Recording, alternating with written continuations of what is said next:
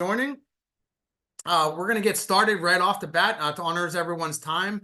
And the opportunities we're going to be teaching about, these mostly are offered through our firm. Some we need to get lawyers involved with. But without further ado, I'm going to get started on our first topic, which is infinite banking. This is being your own banker, and what are the opportunities of being your own banker. So when it comes to being your own banker, we look at cash value life insurance. And everyone knows that banks, have the best buildings in every town, city, and in America. It's because they get rich off of our money. So one of the things we look at within banking is we take control of your money. We take that away from the bank. We treat your money just like the bank does. We're able to take loans against your money. And it also provides tax-deferred and tax-free growth. So one of the traditional ways of saving money is when you spend, you're actually interrupting compounding interest. So we're going to talk a little bit that on the next slide. So either you lose interest or you pay interest for everything you buy, and that's what we call in the financial world the opportunity cost. So we believe your money has to reside somewhere. So one of the things with being your own banker system, does provide for safe dividends. It's not designed to beat the stock market or even real estate. And it does avoid, the good thing is, market volatility. So on this slide, you're going to see 4 different components. So I'm just going to look at, here's the zero line, just to kind of give a start. That's the basis. This is a person who has no financial resources. Then we have the blue line here, which is a saver. So this is someone who saves their money over time, and then they're purchasing. So they drain the bucket. And again, you're seeing that they're saving, draining it, saving it, and draining it.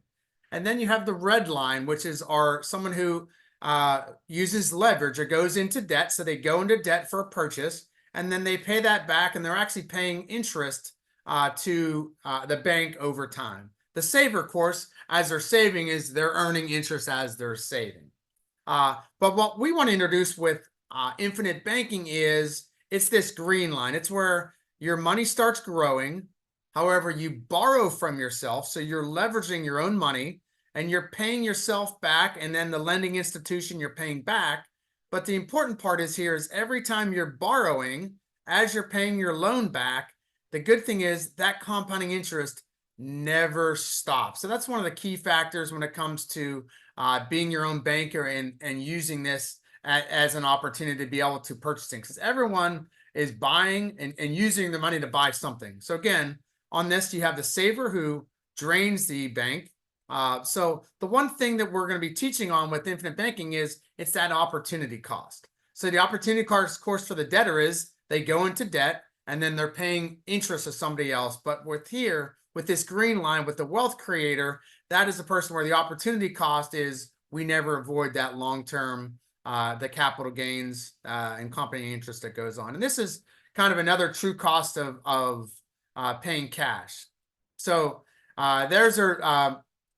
when it comes to purchasing, and this is an example of someone who is saving. For instance, if you're saving for your children's college, and then you're draining the bank and paying cash for your children's college. So understanding the true cost of your purchase can play a very important role in helping you be more efficient when it comes to investing. So in this example, this is someone who's investing $5,000 a year at a rate of return of 5%, which the nice thing is with money markets, that's what you're able to get.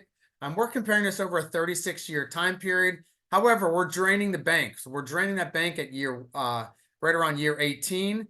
And it takes us 18 years to refill that bank. So in this case, by doing that, if you were to leave your money growing over time at that 5% growth rate, of course, this is where we're showing you that the full opportunity is at $508,000 is what you potentially, again, hypothetically speaking, that's not including taxes or what have you.